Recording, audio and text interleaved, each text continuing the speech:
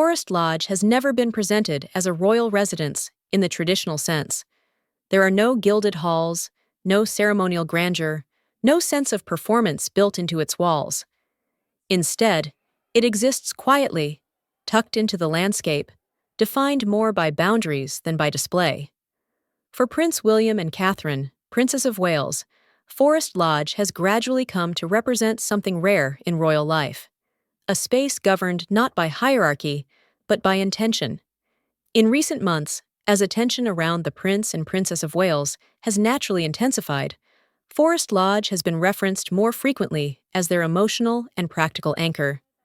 Not as a retreat from duty, but as a place where duty does not dictate every movement. For those who admire Catherine in particular, this home offers insight into the values that continue to shape her public and private presence. What makes Forest Lodge remarkable is not its exclusivity, but its rules. Among them is one strict principle that applies equally to everyone within its grounds, including William and Catherine themselves. It is a rule that reveals far more about their approach to family life than any interior photograph ever could. At Forest Lodge, privacy is not negotiable. This may sound obvious for a royal household, but the way it is enforced is what sets the residence apart. The rule is simple yet uncompromising. Once inside, public roles stop at the door. No titles are exercised within the private family space. No staff interactions occur without necessity. No external schedules are allowed to intrude unless absolutely unavoidable. This rule extends to William and Catherine as much as to anyone else. Within Forest Lodge, they are not future king and queen. They are parents, partners, and individuals moving through a shared domestic rhythm. For Catherine, this distinction appears especially meaningful. As a fan of Catherine Middleton, one of the most compelling aspects of her public journey has always been her consistency. Her composure, her restraint, her quiet authority have never felt performative. Forest Lodge seems to reflect those same qualities in physical form. It is a space designed to protect normalcy, not project power. Recent updates surrounding Catherine's return to carefully paced public duties have only reinforced the importance of such a space. Her appearances have been measured, thoughtful, and deeply aligned with causes that emphasize care, early childhood, and well-being. Forest Lodge offers continuity behind the scenes, a place where those values are lived rather than spoken. The strict rule of leaving royal hierarchy outside the home serves a practical purpose. It creates psychological separation between public expectation and private life. For the children, this boundary is especially important. Within Forest Lodge, they are not positioned as future symbols of the monarchy. They are allowed to exist simply as children. For Catherine, who has consistently emphasized the importance of early development and emotional security, this rule aligns seamlessly with her long-standing advocacy. The home becomes an extension of her philosophy. Stability is not declared. It is practiced. William's relationship with Forest Lodge reflects a similar intention. Having grown up with the complexities of royal exposure, he appears deeply invested in offering his children a different experience. The rule is not about rejection of responsibility, but about compartmentalization. Duty exists, but it does not dominate every room. From a fan perspective, what stands out is how intentional this choice feels. Forest Lodge is not framed as an escape. It is framed as a foundation. The rule reinforces that this home is not a stage. It is a shelter.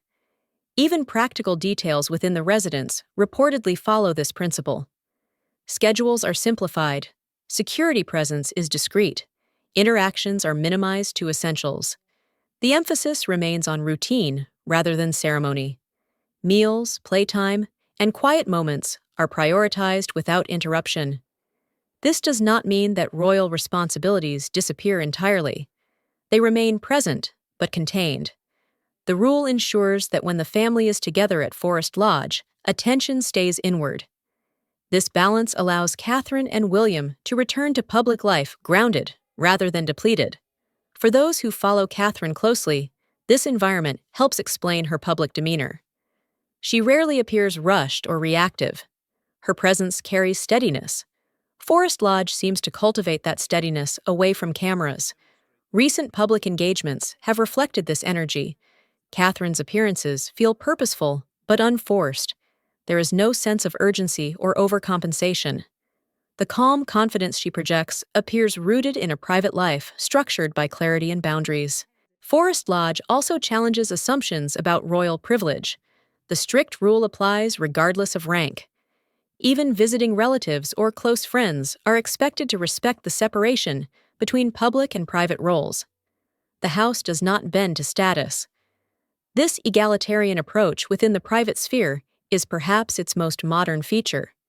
It reflects a shift in how William and Catherine envision leadership. Authority is exercised publicly, but humility governs the home. As a fan, it is difficult not to admire the quiet discipline this requires. Maintaining such boundaries in the face of constant scrutiny is not easy. Yet Forest Lodge appears to function precisely because the rule is non-negotiable. The result is a home that feels lived in rather than curated. Its value lies not in aesthetics, but in atmosphere. The rule protects that atmosphere fiercely. In a broader sense, Forest Lodge represents a philosophy of monarchy that prioritizes sustainability. By preserving a private core, William and Catherine protect their capacity to serve long-term. Burnout is avoided not through retreat, but through structure. Catherine's role within this dynamic feels especially significant. She has long been admired for her ability to balance visibility with discretion. Forest Lodge institutionalizes that balance. It offers her a place where she does not need to manage perception. The strict rule also sends a subtle message. Power does not need to dominate every space. Leadership can coexist with vulnerability. Strength can be nurtured in silence. For those who admire Catherine as both a public figure and a person, Forest Lodge provides reassurance. It suggests that behind the polished appearances lies a life anchored in intention and care. In the current climate, where public figures are often expected to be constantly accessible, this boundary feels almost radical. Yet it aligns with Catherine's long-standing emphasis on well-being and mental health. The rule is not restrictive. It is protective. Ultimately, Forest Lodge is not defined by walls or location. It is defined by discipline. The discipline to separate roles. The discipline to prioritize family. The discipline to obey the same rule that applies to everyone else within its grounds. For William and Catherine, this rule does not diminish their status. It strengthens it. It ensures that when they step back into the public eye, they do so from a place of balance rather than obligation. As fans, we often focus on appearances and engagements. Forest Lodge reminds us that the most important work happens unseen. The strict rule at its heart is not about control. It is about care. And perhaps that is why Forest Lodge feels less like a royal residence and more like a forever home.